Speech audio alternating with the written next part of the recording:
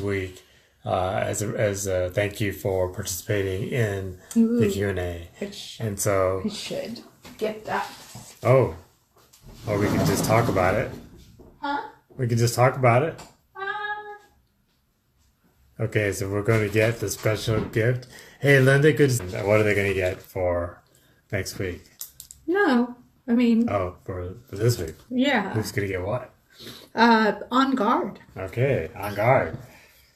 So we'll talk about this at the end. And the question today Okay, it's was how to help out our immune systems function. that, yeah, Okay, properly. properly. So the Okay. question was, right, how to help our immune systems function properly. And you submitted that? And it was anonymous. Okay. Yeah. All right. But my guess is, my feeling is maybe this came from, partly it's winter time, so we're always more conscientious about how to support our immune system so we stay healthy.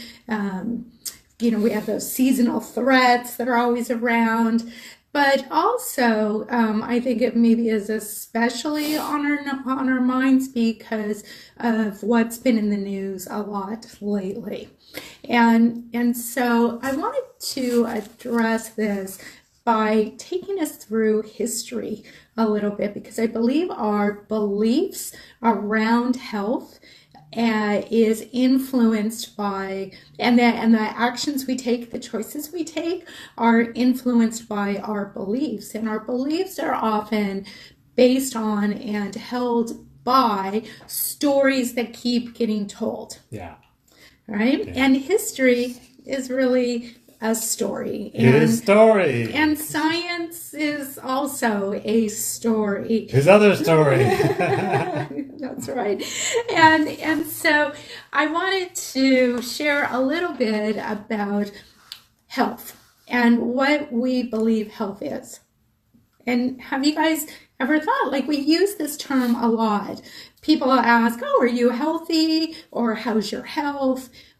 What does that really mean to you? What does that encompass, right? Mm-hmm. And so we have to, I think, look through history at the definition of health and where the emphasis has been. Mm-hmm. And so if we go back to around the turn of the 20th century, very early 1900s, mm-hmm. even 1800s, late 1800s, the early definition of health was sickness. If you weren't sick, then you were healthy. If you didn't have any kind of outward showing of some disease, you were healthy. And think about that. A lot of what was going on, infectious diseases. And the expected lifespan, well, if one of the biggest threats was early childhood diseases. So you were considered pretty fortunate if you made it past the age of 5. Mm-hmm. Early childhood diseases was a big threat. And then the lifespan was only on average 47. 47, isn't that crazy, you guys?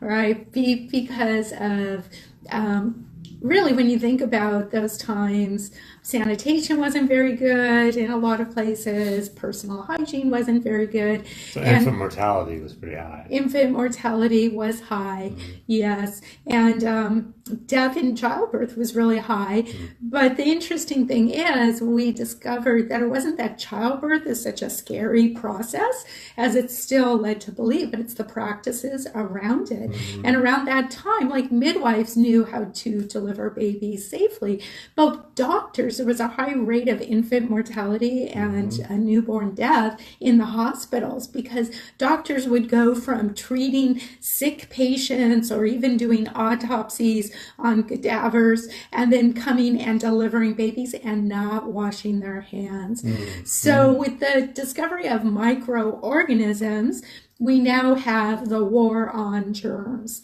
Okay. And this has a lot to do. 1900, right? Around there, yeah. Into the early 1900s, okay. The discovery and actually being able to prove that there are these germs on the outside. And so now it was that it was the outside invading us. It was the outside attacking us. And it was this war on germs. And what do we need to use? And so we had antibiotics developed, and this was the beginning of the use of medications to fight those germs.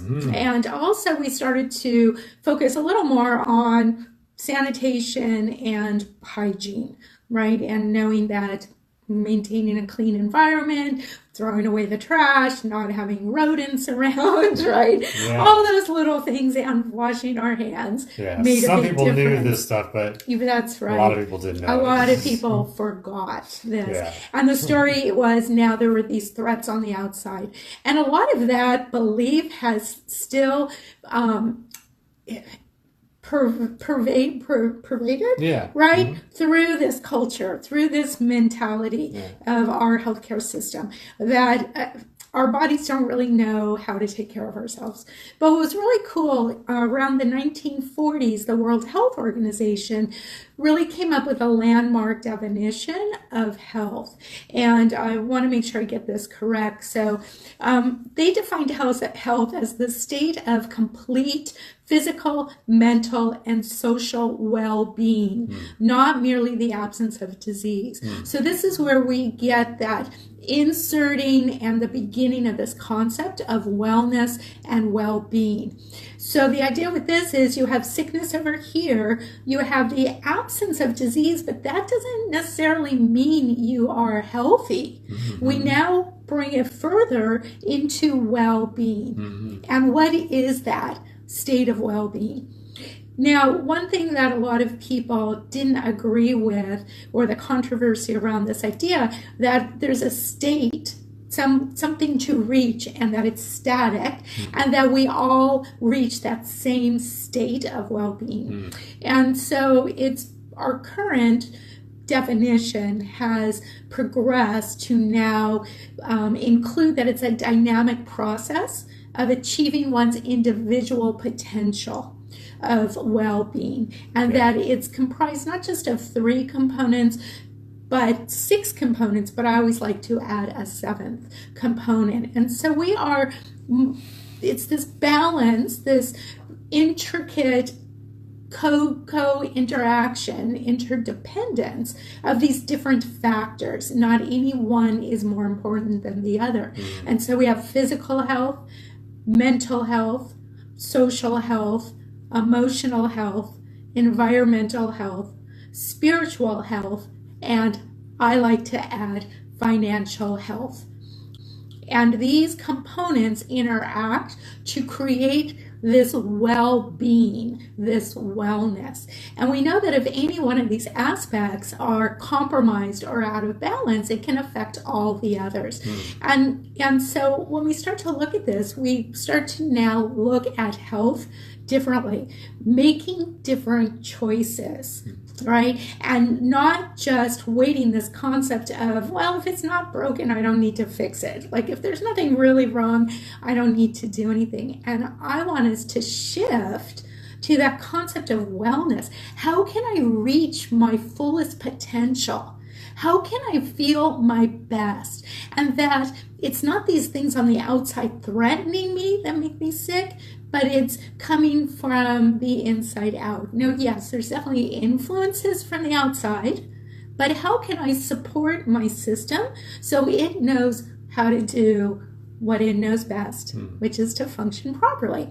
And that's our immune system, is really plays a very big role. It's our protector, our immune system, and it plays a lot of different roles or functions in the body. And so how do we support our immune system? And I just wanted to go over some of those briefly. Concepts or things that we can do to protect our immune system. And one of them is nutrition. The foods we eat are information and energy and provide all the nutrients and different components that our cells need to function properly, and that our immune system needs to function properly. And when we're not getting fresh, whole, real food that contains all the different nutrients that we need, our cells break down. They don't function properly. And so in that weakened state, then threats from the outside can be opportunistic. It's like, ooh, let's get them when they're weak. Let's get them when they're down, right? And this idea that, food doesn't matter. It's mind-boggling, right? That it doesn't matter what I eat, my body, it has no effect on my health status, and that's not true at all. All right, so if you agree that food does matter, throw some hearts up or some thumbs up or something so we can see that we have a little bit of a consensus here. Food matters. and also supporting our digestive tract. 70 to 80% of our immune system resides right on the other side of our immune system. Of our digestive tract. Of our digestive tract. Yeah. Thank you. Yes, our immune system is right on the other side. And that really kind of makes sense, right? Because our digestive tract in a lot of ways is still on the outside. And so having the immune system right on the other side of that digestive tract, then it's like our first line of defense. It's our troops that are protecting us. And so we want to make sure that our digestive tracts are functioning properly. And a lot of that has to do with our microbiome, the bacteria and other organisms that are in our gut. And this idea that all microorganisms are bad or a threat is this other pervasive thought throughout our culture, and just not so. In fact, we have more microorganisms in us than we do cells of our body, right? So it's really about maintaining this balance, and so using products that help maintain proper microbiome, proper microorganisms within our digestive tract help support our immune system. Well, actually, you start out with food, right? So food is a key component. And then supplementation, becomes very important, giving us those nutrients that we're missing, as well as a good probiotic to support the system, right? Which supports the immune system. And why do we need supplements? To provide all the nutrients to help our cells function properly. Right, because in this industrial transformation, our food lost a lot of its vitality, right? Or nutrient density. A lot of its nutrient density. Yeah, absolutely. Right. Absolutely. And then what else? Getting exercise so that our circulation's going good, and we're getting toxins out of our system because we're having that circulation, taking nutrients to the cells, but also bringing it to the liver, kidneys, and digestive tract to eliminate, right? So exercise becomes really important too. Stress management. We know that stress depresses our immune system. And so doing things to help manage our stress, it becomes really important, as well as getting enough rest and sleep. And then reducing toxic load. Right. I just want to mention, where does water fall into this whole thing? Sure. And usually I include that within nutrition, nutrients that we need. Yeah, but absolutely having enough water to help flush the system. Right. And then removing or reducing our toxic load, looking at all those chemicals that are bombarding our bodies from personal care products, cleaning products, air fresheners, air pollution, foods we're eating, water we're drinking. And why is that important? Because it's overloading or taxing the system, and if it's having to work harder at removing or protecting us from those toxins, it means our immune systems can be distracted from dealing with maybe that little extra microorganisms or threats that come into the body, right? So it's another form of stress in a lot of ways. And so, this to me becomes really important. Then it's really those daily choices that we make that support our immune system and provides that confidence that our bodies know how to handle these occasional threats so that they don't become scary or produce all this fear. Now, the other thing that I love to do on a regular basis is use plant-based essential oils, plant-based medicine through the form of essential oils to support the body. And just like food, essential oils are information and vibrational energy to keep our system at a cellular level, at a DNA level, functioning properly, as well as many of these are powerful antioxidants that help directly deal with threats coming into the body. Okay. So I use these tools on a daily basis, as well as maybe increase my use under maybe situations where I'm run down or I've been exposed to maybe people that are sick. Or there's an imminent threat in the environment. Exactly. And you know how those viruses are. Yes. Sometimes they're imminent threats. But anyways, we are going to leave you with that and ask you to join our group Learning About Essential Oils to learn more about these essential oils that can help you with these environmental threats.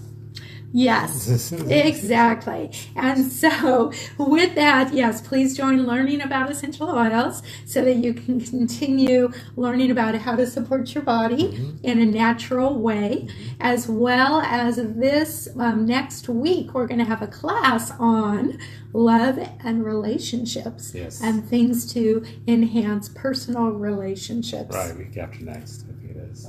17. Oh, is this only the first week? Yeah. Jeez. Okay, in 2 weeks. Sorry, guys. So for now, as always, peace out. Thank you for joining us for Q&A with Professor Fay. Thank you. Bye-bye.